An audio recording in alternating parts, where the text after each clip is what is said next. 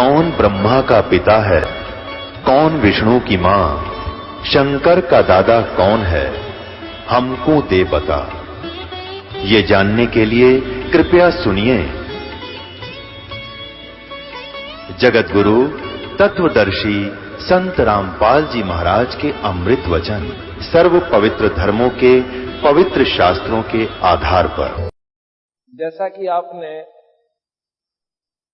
वो शब्द सुना, तुम कर दो पल में पार हो जा रजा तेरी, मेहर तेरी महाराज जिसपे रजा तेरी। उस परमपिता परमात्मा सतपुरुष से अर्ज है कि तुम जिस पर राजी हो जा मालिक, जो चाहे सो कर सकते हो।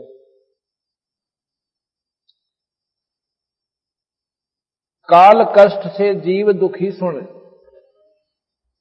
मन तुम्हारे तरस आया कि ना, सतलोक को छोड़ के सतगुरु, इस काल लोक में आया कि ना। तपस्या पे जीव जड़े थे, उनको देख दुख पाया कि ना, वहां खूब हुई तकरार निरंजन गेल तेरी, तुम कर दो पल में पार हो जा रजा तेरी, मेहर तेरी महाराज जिस पे रजा तेरी। धर्मदास एक बहुत ही धनवान पुरुष थे, सेठ थे। इतने सेठ थे कि बांधवगढ़ शहर में रहते थे और बांधवगढ़ के नवाब राजा जो होते थे वो धर्मदास के परिवार से वित्तीय सहायता प्राप्त किया करते थे, उनकी मदद करते थे। वो इतना पैसे से परिपूर्ण वो हंस आत्मा, फिर भी परमात्मा में रुचि एक विशेष ढंग की थी। बांधवगढ़ मथुरा से लगभग 1000 किलोमीटर की दूरी पर पड़ता है और आज से 550 वर्ष पहले की पूर्व बात है। अब हम बांधवगढ़ होकर आए हैं, जबकि सड़कें प्रॉपर बन गई है और गाड़ी में भी वहां पर बहुत समय लगा हमें जान में, यानी कार के द्वारा। और ऐसे उबड़ खाबड़ वहां पर रास्ते हैं, कभी नीचे उतर गए पहाड़ हैं और कभी ऊपर न चढ़ गए, और कभी ऐसे बांगे टेढ़े से कसूते जंगलामा का। इधर इतनी ऊंची पहाड़ नजर आवश्य तो नीचे साइड में नाला घना है। उस समय वो नाले इतने थे जिनको घाट बोलते हैं, और वो हिम्मत करके वो परमपिता परमात्मा की प्यारी आत्मा वो धर्मदास सेठ बांधवगढ़ से पैदल चला और मथुरा के अंदर पहुंच गया। कितने दिन में पहुंचा होगा? मेरे ख्याल में तो 1 महीना लग गया होगा उस परमात्मा प्यारी आत्मा ने, क्योंकि उसमें ना कोई ढंग के रास्ते थे और बारिश होगी तो वो पानी तो भर गया। रास्ते में भयानक जंगल आते थे, क्योंकि जंगल पहले वैसे नरे होया करते थे, अब भी बहुत रह रहे वहां पर। अब भी वहां पर नेशनल पार्क, राष्ट्रीय उद्यान बनाया हुआ है सरकार ने, एमपी सरकार ने, और उसमें शेर और चीते दोबारा छोड़ रखे। इतना जंगल है, वो बिना प्रयोग किया जाने वाला, उसको यूज नहीं किया जा सकता, प्रयोग नहीं किया जा सकता, ऐसा क्षेत्र है वो, पहाड़ी क्षेत्र। तो वहां पर इन्होंने, सरकार ने जो है शेरों के लिए वहां पर अब वो दोबारा वहां पर वास दिया है शेरों को, और दूसरे जो चीते वगैरह है उसमें छोड़ दिए। और पहले सवता नरे हुआ करते थे, अब उसने अपनी जान की भी परवाह ना करके परमात्मा को पाने के लिए सिर धड़की बाजी लाकर मथुरा पहुंच गए। मथुरा में आकर भगवान कृष्ण की बहुत तगड़ी साधना किया करते थे। रामकृष्ण के उपासक थे, जैसे आम व्यक्ति हिंदू जो होता है भगवान शिव की भी साधना करते हैं, राम की भी साधना, विष्णु जी की भी साधना, माता की उपासना भी, और तीर्थों का भी हम पूर्ण रूप से अपना जिसका जितना व्योत है वो तो जरूर करता है।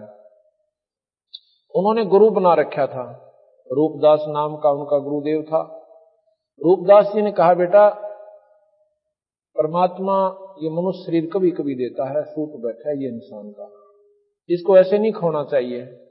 ये माया तो बिरना कितनी बार होली, और आज शरीर हमारा चला जाएगा तो माया हमारे साथ नहीं जाएगी।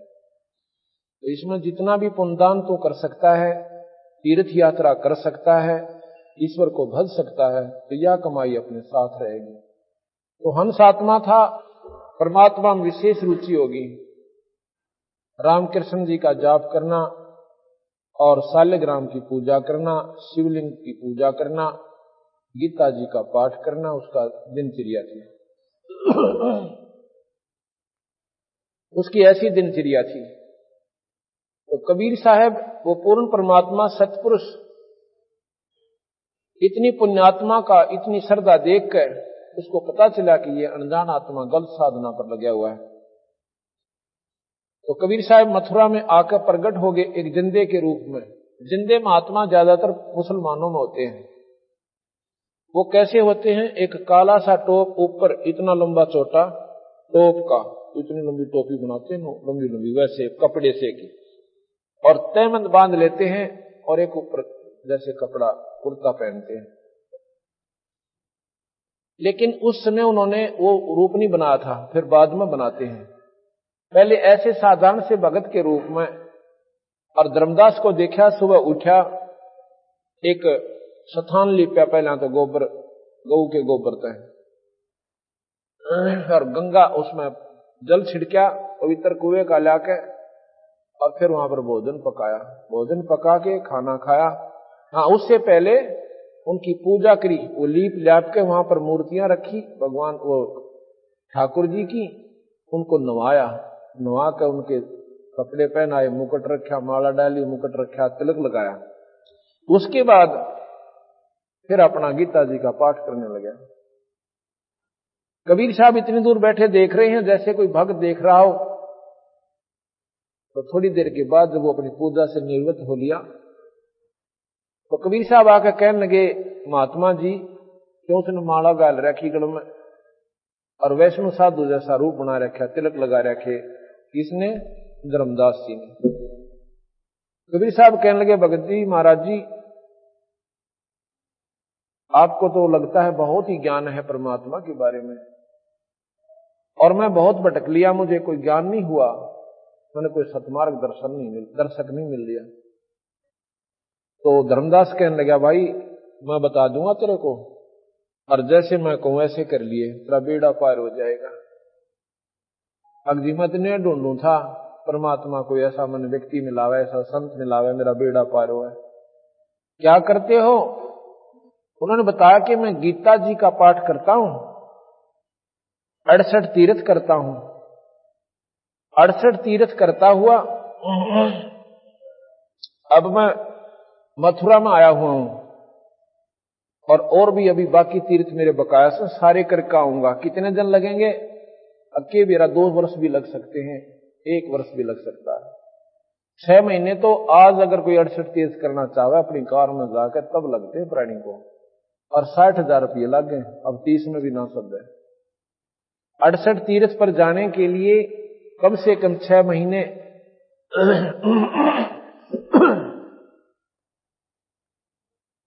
और 60,000 रुपये का खर्चा हुआ है। तो वो कहने लगा, भाई ठीक है जी, बड़ी बढ़िया बात बताई आपने, और क्या करते हो? कि गीता जी का पाठ करते हैं हम। अच्छा जी, और शिव शंकर का शिवलिंग पूजा करते हैं, गुरुदेव की श्रद्धा, गुरुदेव की पूजा, गुरुदेव की सेवा एक विशेष ढंग से आदर भाव से करते हैं, और ऐसे ही तू करया कर, आपका बेड़ा पार हो जाएगा। अच्छा जी। वो कबीर साहब कहते हैं, जी एक बात बताओ, इस तीर्थ के अंदर जिसमें हम स्नान करने जाते हैं, मैं ऐसे ऐसे फला तीर्थ पर गया था, वहां देखा कि इतना गंदा पानी, और उसमें जीव जंतु निरे, और वो जीव जंतु जब उस तीर्थ में पहले ही विद्यमान थे, यानी वहीं पर रह रहे थे, तो वो तो महाराज जी कति मुक्त हो जाएंगे, उनकी मुक्ति तो जरूर हो जाती होगी।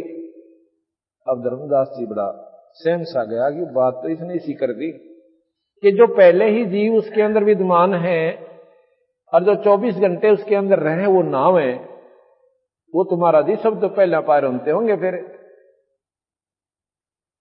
और जो स्नान करने प्राणी जाता है, तीर्थ में जब स्नान किया जाता है तो सूक्ष्म जीव जो पानी के अंदर दिखाई भी ना देते और वो हाथों की रगड़ से मार दिए जाते हैं। क्या महाराज जी वो पाप नहीं लगेगा? भगवान कबीर साहब उस जीव आत्मा को महाराज जी कह के पुकार रहा ताकि वो राजी होगा बता दे सारी बात को। तो धर्मदास कहने लगा भाई जी पाप तो देखो होता ही होगा, तो पाप तो पाप है, जीव इंसान तय कितना कर ले, इतना ज्ञान उसने जरूर था। और एक बात बताओ, रामकृष्ण जब नहीं थे तो क्या परमात्मा पहले था को नहीं? राम तो त्रेता में, कृष्ण जी द्वापर में। उस ईश्वर का नाम तो जी कुछ और ही होगा जो सतयुग में उपास्य था, नाम से वो मुक्ति बताता है। धर्मदास एकदम सहम आ गया, नो बोला हम व्रत करते हैं एकादशी का। अच्छा व्रत करते हो, व्रत करने से क्या लाभ होता है? कहते स्वर्ग प्राप्ति होती है। कबीर साहब कहने लगे एक बार अकाल पड़ा था, इतना भयंकर अकाल पड़ा था कि सारी दुनिया आंधी होकर मरी थी और अन्न के दर्शन भी ना हुए थे, पत्ते भी खत्म हो गए थे वृक्षों के खा खा के, और फल तो मिले कहां थे। उन जैसा व्रत तो मेरे ख्याल कोई कर भी नहीं सकता, आप तो कदे भी नहीं कर सकते धर्मदास जी। और उसमें सारी एक कमते लेकर और माउसताई और फिर एक कमते लेकर पणवासी ताई सारी तिथि आ गई थी और आंधे होकर कुत्याली मौत मरे थे। मेरत या तसली होती कोई ना, हूं आपको हो सो मैं नकारा करता कोई ना। धर्मदास कहने लगा हम जीव इंसान नहीं करते कोई भी, और ऐसे बड़ा हमारा सबसे उत्तम पंथ है वैष्णव धर्म। कहने लगे आप कहां से चले हो? कि बांधवगढ़ से आया हूं। कितनी दूर है यहां से? यदि हजारों किलोमीटर। उस दिन उसमें कोस होते थे कि लगभग 400-450 कोस पड़ता है। और पैदल आए? कहां जी पैदल आया। कितने जीव मारे रास्ते में आपने? आप अपने स्वार्थ की खातिर निकले, आत्म कल्याण भी एक स्वार्थ ही है। और वो बेचारे अपने बच्चा के चुग्गे खातिर, कोई कीड़ी चीटी अपने बिल से निकली और वो तू ऐसे मारा भगदी, उनका भी लेखा तेरे सिर पर होगा। यहां पर गीता जी में लिखा कि जैसे कर्म प्राणी करेगा वो दोनों भोगने पड़ेंगे। धर्मदास ने बोला जी न्यू तो लिख रखा है, तो फिर ये दोनों भोगने पड़ेंगे भाई तुझे। ये तीर्थ का मान ले पुण्य तो होया एक, और इसमें 2 घड़ी स्वर्ग मिलेगा, और इन पापों का प्रतिफल तुझे 1000 नरक मिलेगा, 1000 वर्ष नरक मिलेगा। बता इस तीर्थ ने के चाटू भाई, मेरा तो यह समझ में आई कोई ना। कहने लगा तू तो बात बहुत बनाता है,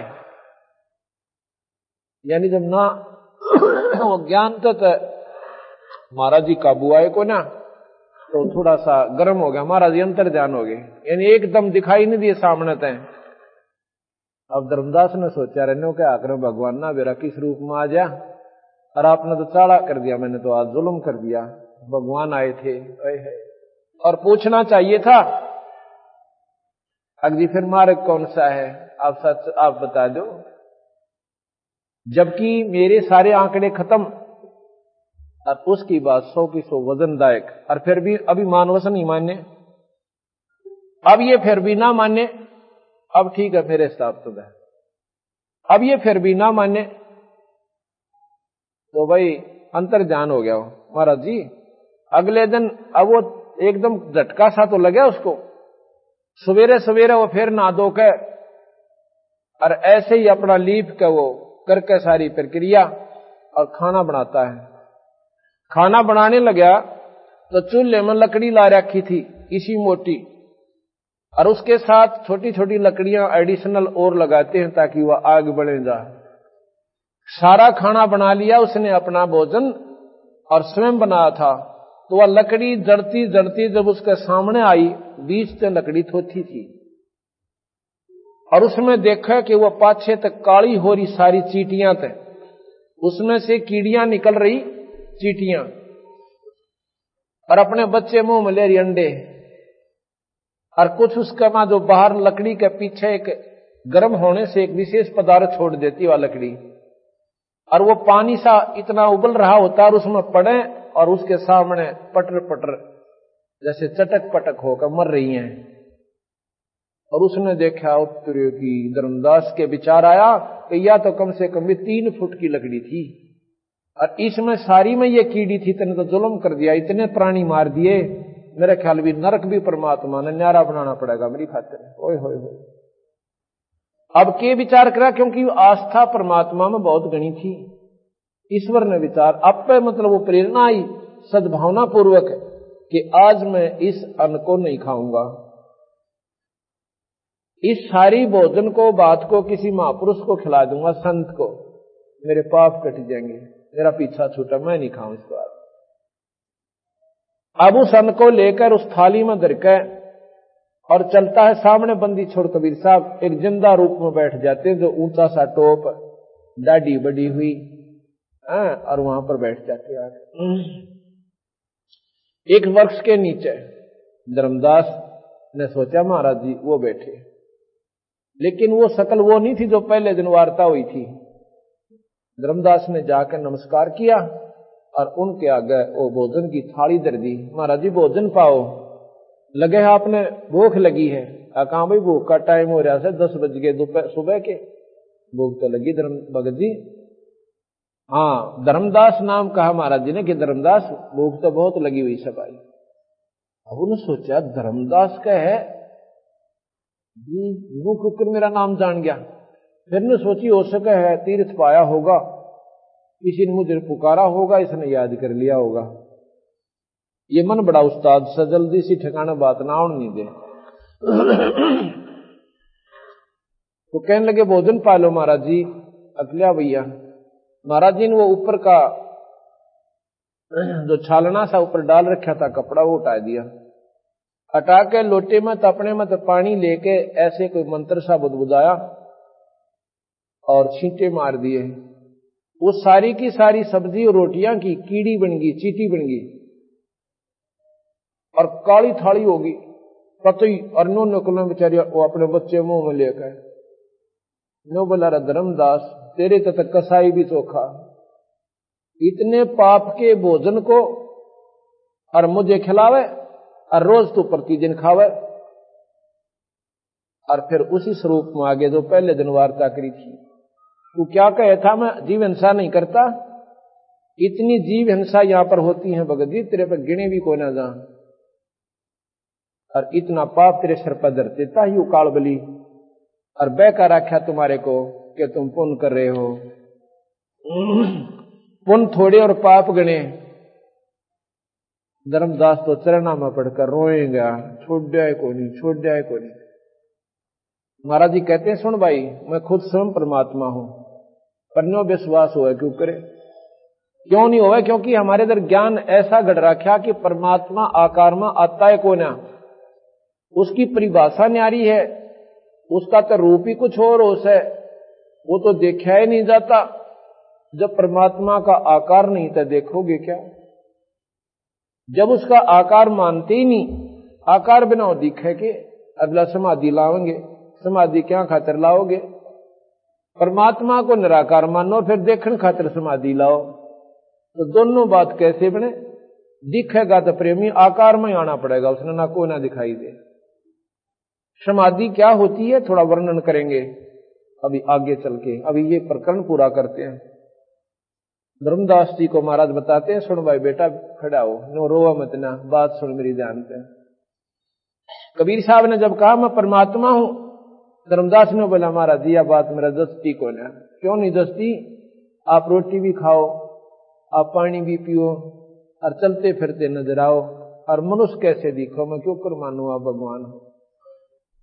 बंदी छोड़ कहते हैं हम साहेब सतपुरुष हैं, कबीर साहब बोले मैं पूर्ण परमात्मा सतपुरुष हूं, हम साहेब सतपुरुष हैं, ये सब रूप ये हमारे द्वारा ही बनाए गए हैं, ब्रह्मा विष्णु महेश, और तुम सब जीव वहीं से आए थे भाई। जंद कह धर्मदास से तुम सत शब्द गनसार, गगन सुन में धाम है अवगत नगर नरेश, अगम पंथ कोई ना लखाइए खुद शंकर से। हमारा जो स्थान है ना वो बहुत दूर है, ना शिवजी ने पा लिया, ना ब्रह्मा ने पावे, ना विष्णु ने पावे। हम विधि बताओ भाई नहीं हो पावे, और आम व्यक्ति भी जा सके, भाई भी जा सके, बहन भी जा सके, और बूढ़ा भी जा सके। जब हमने 10 मंजिल की इमारत में जाना है, 10 मंजिल की मकान पर ऊपरली छत पर पहुंचना है मंजिल में तो कोई तो पीछे से चढ़ रहा है, कोई बराबर से चढ़ रहा है, और कोई सामने से लटक रहा है। कोई झांकी तक पहुंच गया एक मंजिल में, वहां से दड़ पड़ा। ये रास्ता उस वहां तक पहुंचने का नहीं है। अगर किसी के पास चाबी है, वो मालिक आवे और अपने महल में ताला खोले और जीने में कह बूढ़ा ठेरा लूला लंगड़ा सहज सहज और पहुंच जावे। इसी प्रकार विधि ठीक हो परमात्मा पाने की तो आम व्यक्ति गृहस्थी सबसे पहले पार हो सकता है। अगर परमात्मा वही लोग पावे जो जंगल में बैठ जाते हैं, तो हम क्या खातिर बाट देखें फिर? किस लिए गीता के पाठ न करते हैं? किस लिए हम राम राम कर रहे हैं? तो हमारा तो नंबर है कोई ना वक़्त देवी। तो गरीबदास महाराज ने, कबीर साहब ने यही भ्रम तोड़ा, भाई इस अंधेरे नटा दो। परमात्मा पाने के लिए कितने भी संत, वो सब गृहस्थी भी पार हुए हैं। जैसे दरो को पार मानते हो और प्रहलाद को पार मानो। दरो ने 5 साल की आयु में, 5.5 साल की आयु में परमात्मा पाया। उसके बाद शादी करवाई 16 साल की आयु में और शादी करवा कर फिर 30,000 वर्ष राज किया पृथ्वी पर, क्योंकि उसका बड़ा भाई उत्तम मर चुका था, जिसको उत्तानपाद ने राज दे दिया था। उसकी मौसी के वचनबद्ध हो गए। वो जंगल में लड़ाई में मारा गया था, गंधर्व के साथ लड़ाई हुई थी। उसके बाद क्योंकि राज ही मांगा था ध्रुव ने भगवान से और स्वर्ग प्राप्ति मोक्ष, तो उसने 30,000 वर्ष राज किया।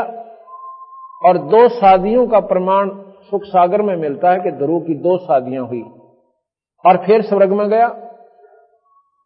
इसी प्रकार प्रहलाद ने 10 साल की आयु में हिरण्य को नरसिंह प्रकट हुए, दर्शन हुए, उसके बाद ब्याह करवाया। और राजा बलि जिसने 100 यज्ञ करी थी, 100 मन देसी घी की, और जिसने स्वयं भगवान विष्णु बावना बनकर आए थे, वो राजा बलि प्रहलाद का पोता था, बैलोचन का लड़का था। प्रहलाद का लड़का बैलोचन था, बैलोचन का बलि हुआ। तो महाराज कहें, और गरीबदास महाराज छुड़ानी में हुए। एक जमींदार के घर में जन्म था, 4 लड़के 2 लड़की हुई, और उनका सारा प्रक्रिया करी, बच्चे पालन पोषण किया और खेत में काम किया। परमात्मा पाया, ढोल के डंके पर गाया और यह विधि बताई कि ये रास्ता आपको बिल्कुल आसानी से पार कर देगा। अन्य साधन है सतलोक तक जाने के, और ये अन्य साधन है स्वर्ग तक जाने के। और कबीर साहब गरीबदास जी का जो नाम मंत्र है वो सतलोक ले जाने का, यानी जहां पर ब्रह्मा नहीं जा सकता, जहां विष्णु नहीं जा सकता, जहां शिव नहीं जा सकता। क्यों नहीं जा सकता? क्योंकि ये सतनाम और शारनाम उपासक संत जिसको अधिकार हो वो देव है, और उसके नाम का जाप वो प्राणी गुरु मर्यादा में रह के करे तो वो जा सकता है। तो ब्रह्मा विष्णु महेश को कबीर साहब स्वयं आकर मिले थे, उनको प्रथम श्रेणी का नाम दिया था, ब्रह्मा को भी, विष्णु को भी, शिव जी को भी। दूसरी श्रेणी का जब नाम देने के लिए वो गए सतनाम का, तो निरंजन ने उनकी बुद्धि फेर दी, उनमें प्रकट हो गए। ब्रह्मा कहता है कि महाराज जी देखो, वेद से ज्यादा मैं नहीं मान सकता, ये प्रमाणित शास्त्र है परमात्मा के प्रकट किए हुए। कबीर साहब ने कहा कि भाई ब्रह्मा, उस मालिक ने एक सूक्ष्म वेद और दिया था, लेकिन उस सूक्ष्म वेद निरंजन ने छुपा दिया, ये आप तक नहीं आने दिया। वो सूक्ष्म वेद का भेद मैं पुनः आपको देने के लिए आया हूं। नहीं माना ब्रह्मा जी भी। विष्णु जी ने भी ऐसा ही कहा, महाराज जी हमारे पास 4 पदार्थ हैं, अर्थ धर्म का मोक्ष, उसके किए कर्म का, धर्म धार्मिक कर्मों में रुचि बढ़ा जाए, क्योंकि गीता जी के ज्ञान से, रामायण महाभारत के पाठ से अंतःकरण साफ हो जाता है, भक्ति करने में रुचि बढ़ जाती है, काम मनोकामना पूर्ण हो, और मोक्ष कहते हैं स्वर्ग प्राप्ति कर दें।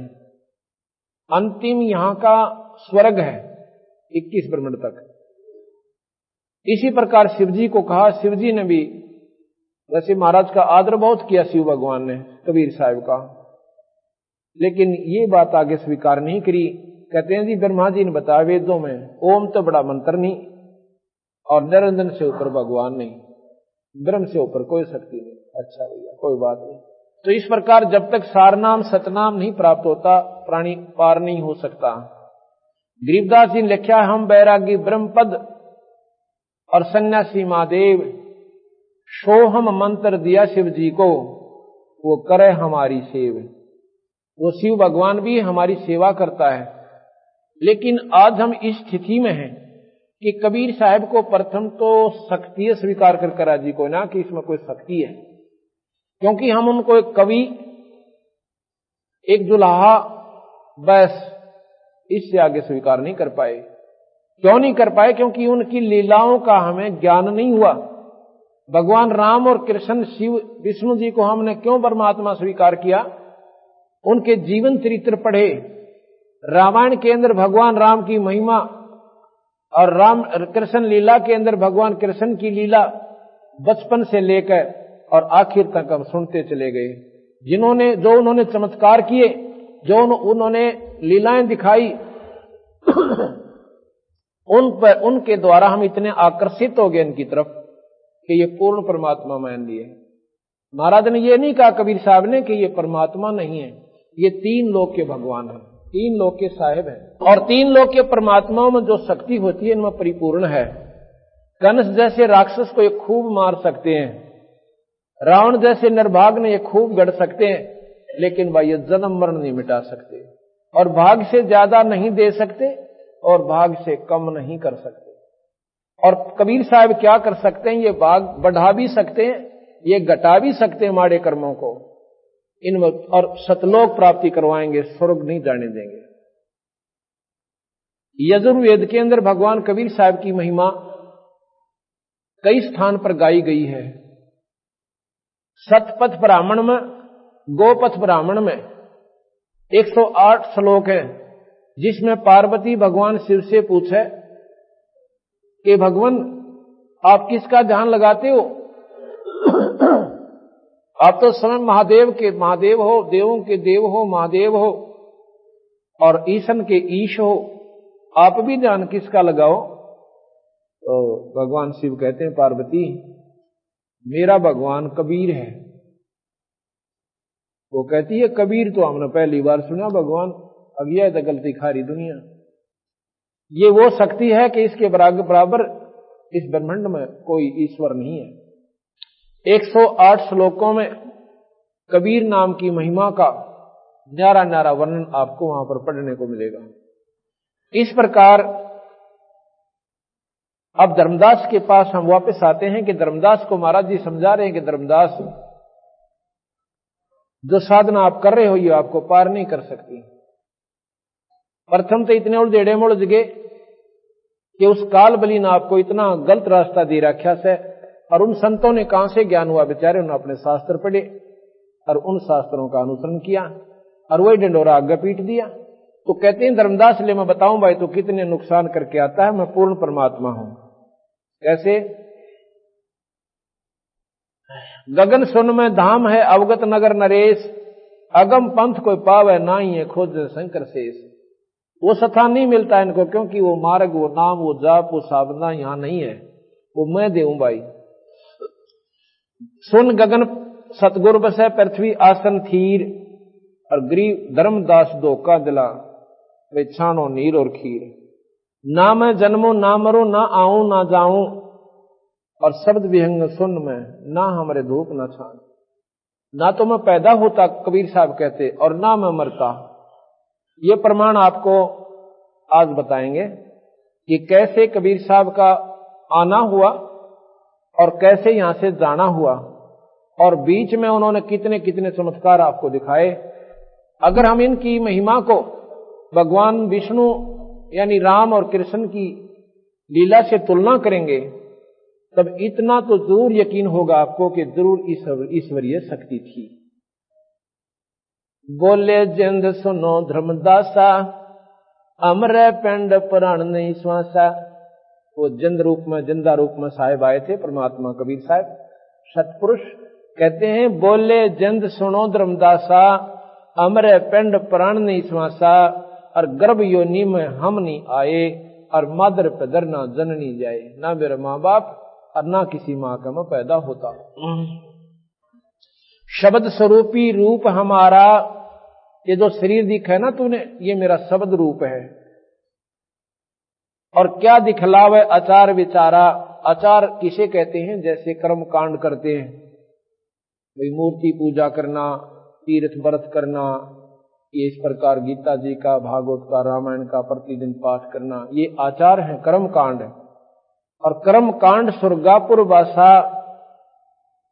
कर्म कांड से स्वर्गापुर जाता है और उसके बाद नरक में आ जाता है, जो नरक भोगने होते हैं।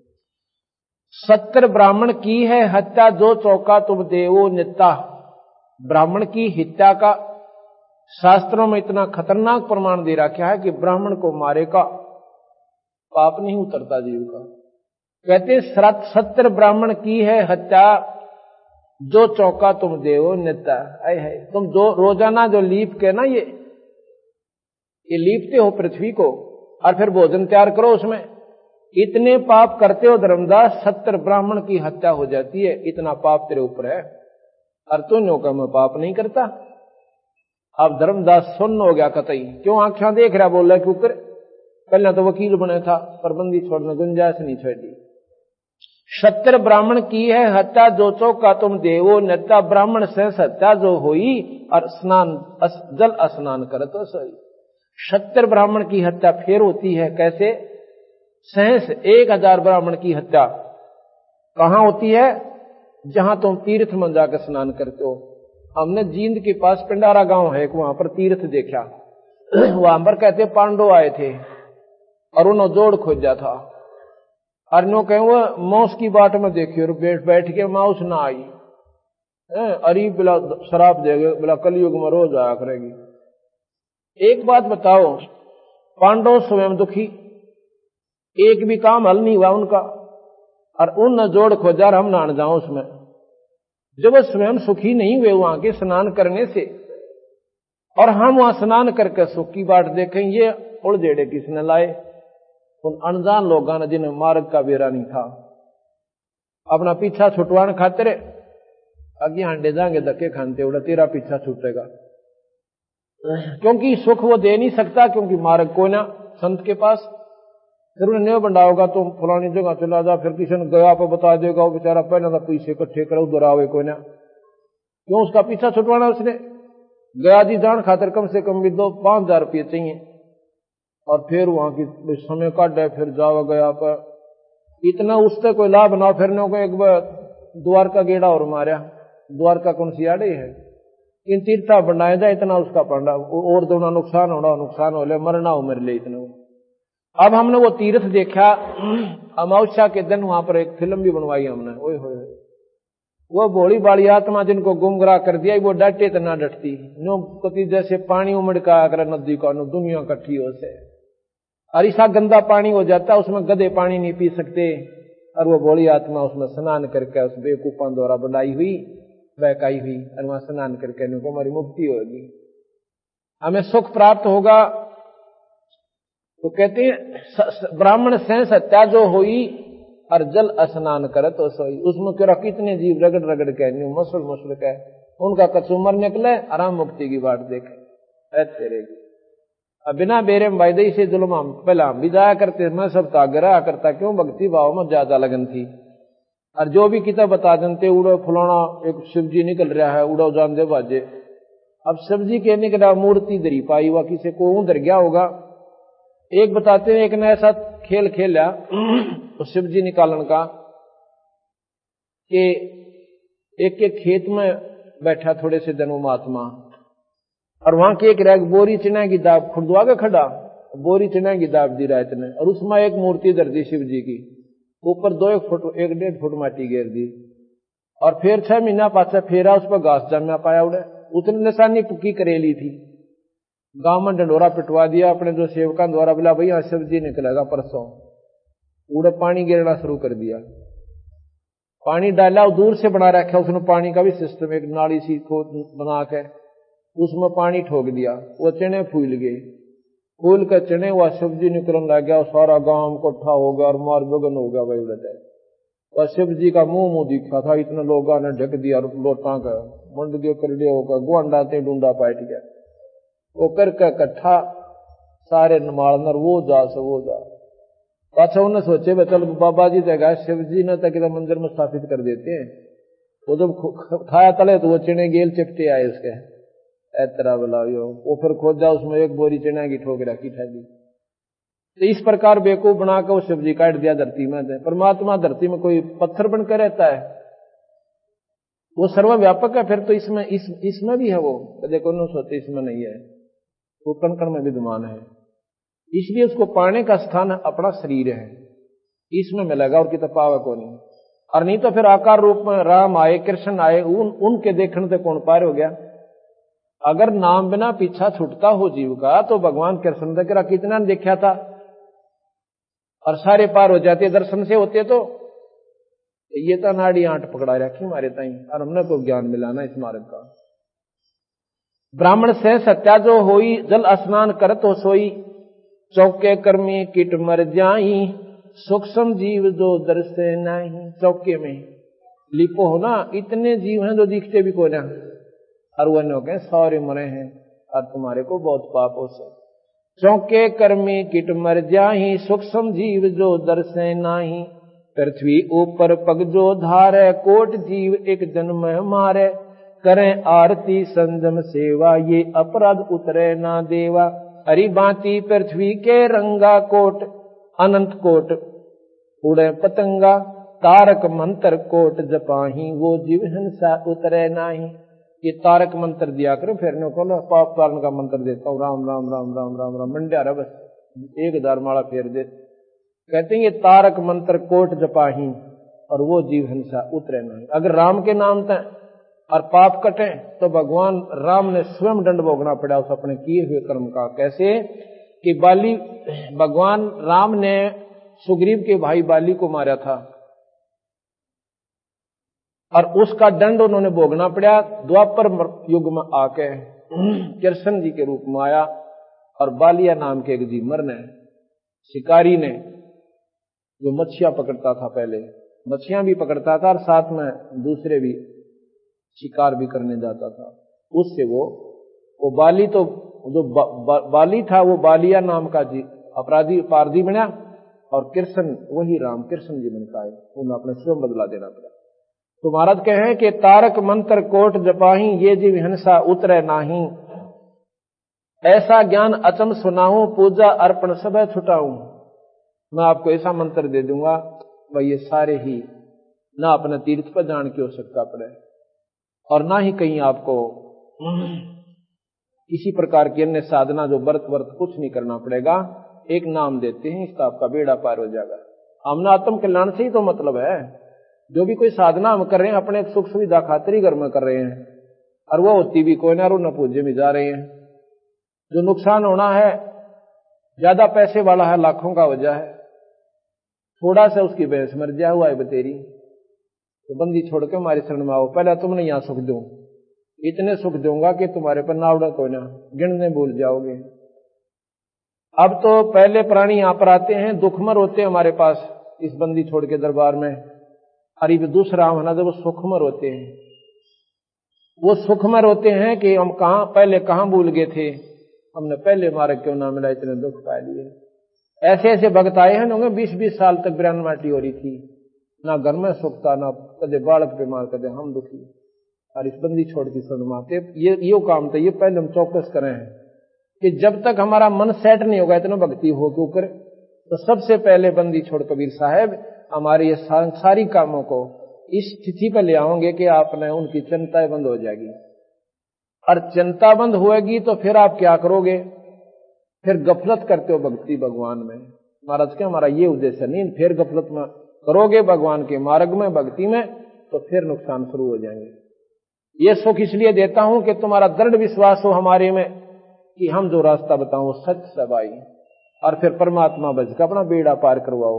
सतलोक चलो, वहां पर आपका दोबारा मरण नहीं होगा। स्वर्ग में गए प्राणी दोबारा आते हैं, ये आपने खूब पता है।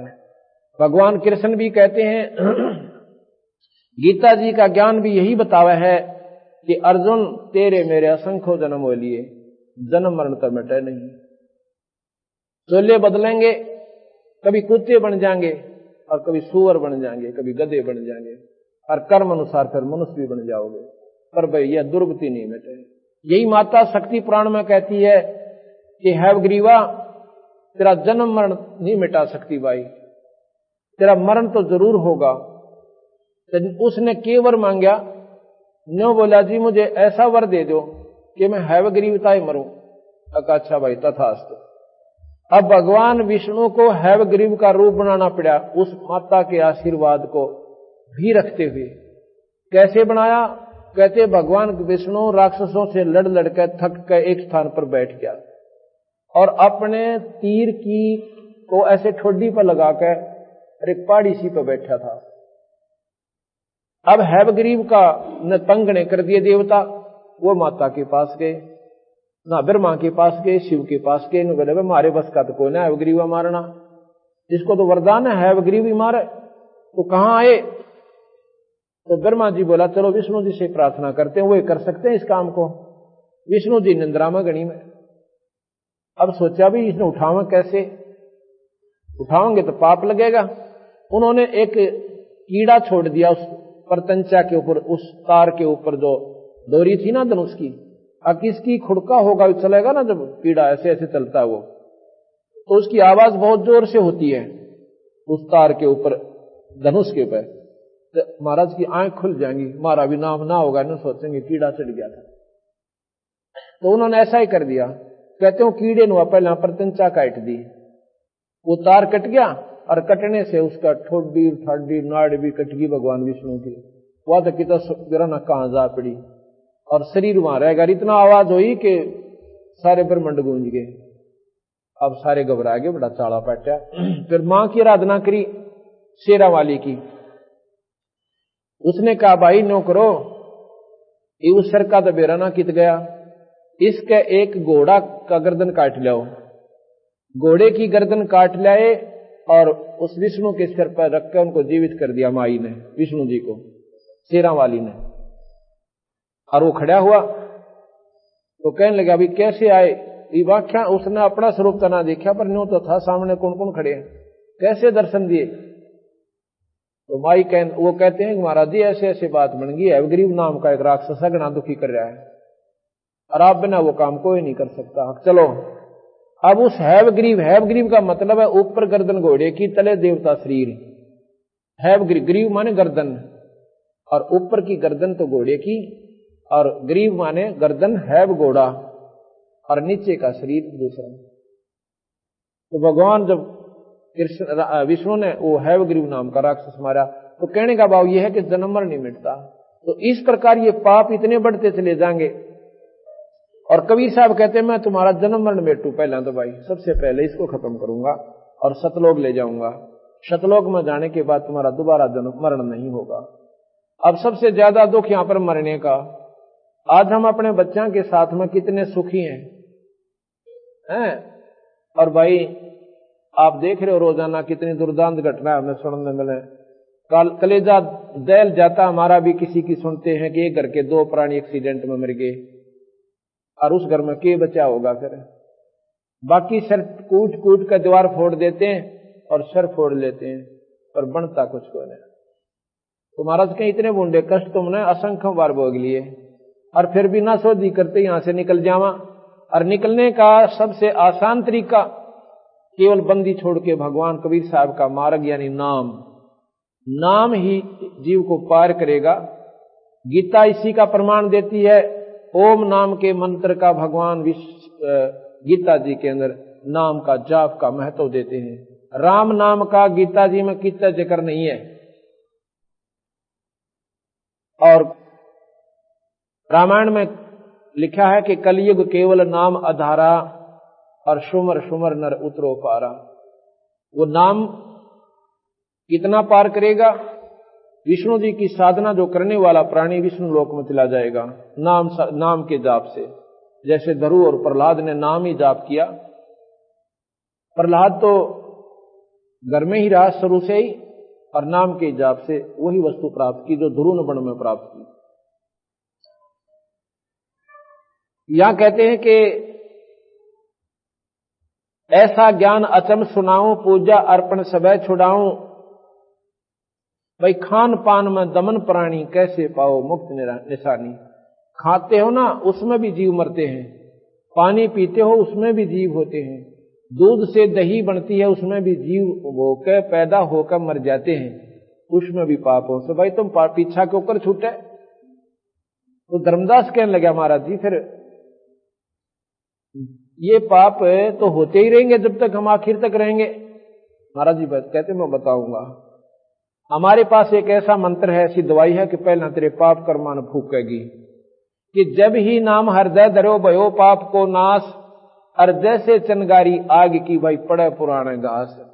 ढेर लाग रहा हो घास का, चाहे 50 फुट ऊंचा और 10 किल्ला में कहो सूखा घास यानी पाती वगैरह, पराल इनकी दानों की, और एक चनगारी एक तिल्ली ला दो उसमें, उसने फूक के और कति धरती का मिला देगी। हवा आवेगी उसने ठा के भगा देगी, उससे जनजोगी नहीं रहे। तो इसलिए महाराज कहते हैं हमारे पास एक ऐसा मंत्र है जो पहले पाप कर्मान काटेगा और तुम्हारे पुण्य प्रफुल्लित होंगे। ये ना ब्रह्मा के जाप से हो सके, ना विष्णु के हो सके, ना शिव के हो सके, क्योंकि ये आपको इनके नामों से आपके पुण्य बढ़ेंगे, आपकी भक्ति बढ़ेगी, और पाप बढ़ेंगे, वो पाप भी गिले बढ़ेंगे। क्योंकि यहाँ दोनों भोगे हैं, पुण्य और पाप। पुण्य के लिए स्वर्ग है और पाप के लिए नरक है। जो ना स्वर्ग में भोगे हैं ना नरक में भोगे हैं, वो कर्म आपने इस 184 के गट्टे में भोगने पड़ेंगे। ये ऐसा नियम निरंजन ने बनाकर ये कानून और ब्रह्मा विष्णु में इसको दे रखा है। इसको ये बदल नहीं सकते। हिंदुस्तान के कानून को कोई नहीं बदल सकता जो बना दिया गया। इसका अनुसरण करने से लाभ होगा। इसी प्रकार इन्होंने आगे गीता जी द्वारा और रामायण महाभारत के चरित्र दिखा के यही बताया, भाई इसमें रहना है हमारे लोक में, तो ये नियम तुमने निभाने पड़ेंगे। इससे तुम्हारे पाप कम होंगे और भाई पुण्य ज्यादा हो जाएंगे। पुण्य के प्रभाव से तुम काफी दिन स्वर्ग रहोगे और पाप कम होंगे तो थोड़े दिन नरक में जाना पड़ेगा।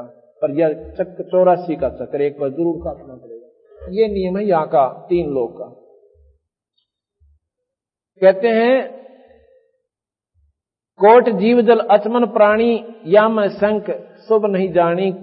कहो कैसे विध करो आचारम, और त्रिलोकी का तुम सिरभारम। तू काहे का भी भगवान की भक्ति कर रहा भाई।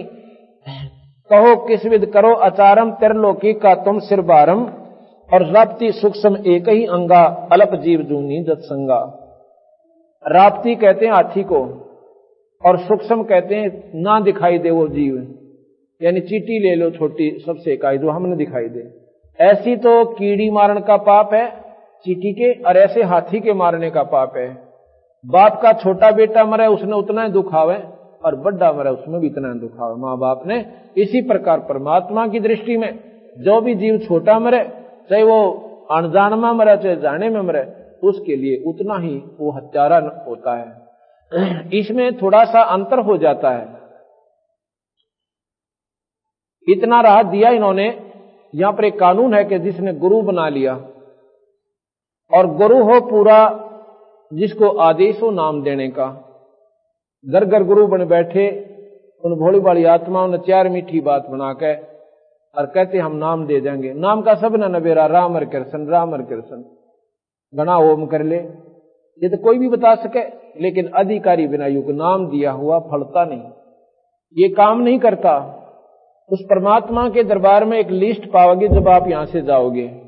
उस लिस्ट में उस संत का जो यहां पर प्रमाणित है, जो नाम देने का अधिकारी है, उसका नाम पावेगा, उसकी फोटो पावेगी, और जब आप जाके अपने गुरु का नाम बताओगे, वो पार्षद सबसे पहले वो लिस्ट देखेंगे और उस लिस्ट में थारे गुरु का नाम नहीं पाओगा, सीधा नरक में ठोक देंगे।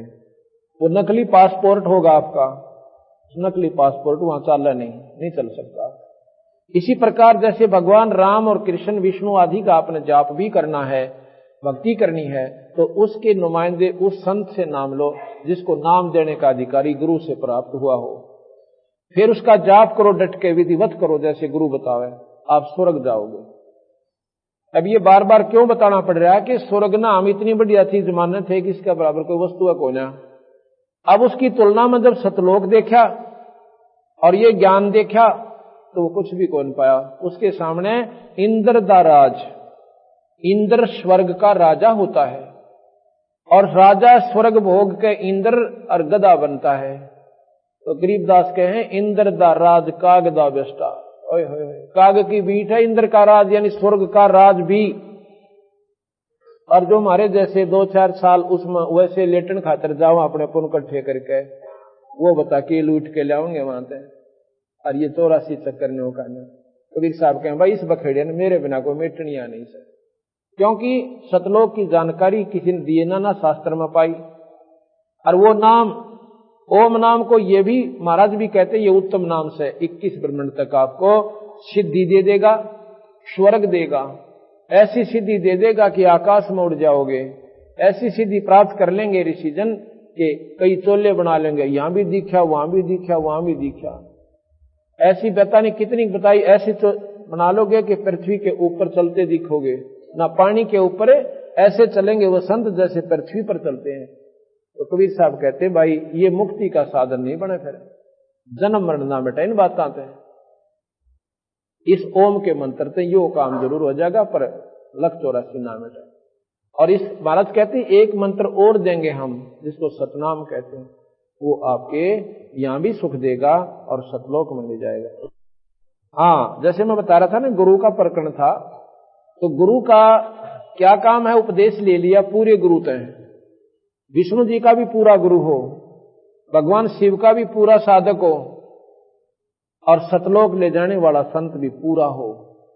तो पूरे का तात्पर्य है कि वो आदेश हो गुरु से कि भाई तू नाम दिया करे, तो वो लड़ी जुड़ जाती है उस परमपिता परमात्मा की शक्ति। जैसे थर्मल प्लांट से लाइट आती है बिजली, और आगे वो कनेक्शन उससे ठीक जुड़ा हुआ घर में तक पहुंच गया आपके, तो आपके बिजली वो काम करेगी जिसकी महिमा तुम सुना करते थे।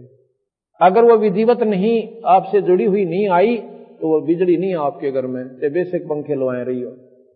इसी प्रकार ये परमात्मा की शक्ति ऐसे विधिवत आती है और उसके नुमाइंदे संत एक तार का काम करता है, और उस संत के अंदर से परमात्मा आता है। संत के अंदर भगवान होता है। क्यों होता है कि जैसे तार में बिजली होती है।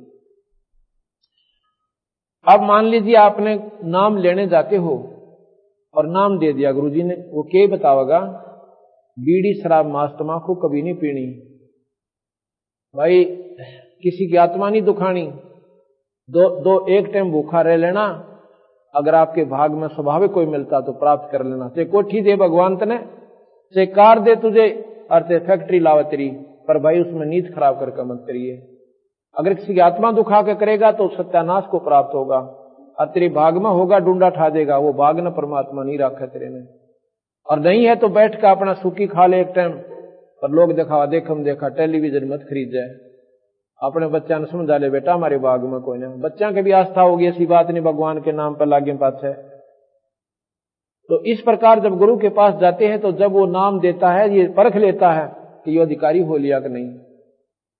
उसकी 100 बार पेटा भरता है, ये बात सुन ले भाई, अगर ऐसे नहीं करेगा तो ये आपका खत्म हो जाएगा, हमारा नाम नहीं रहेगा।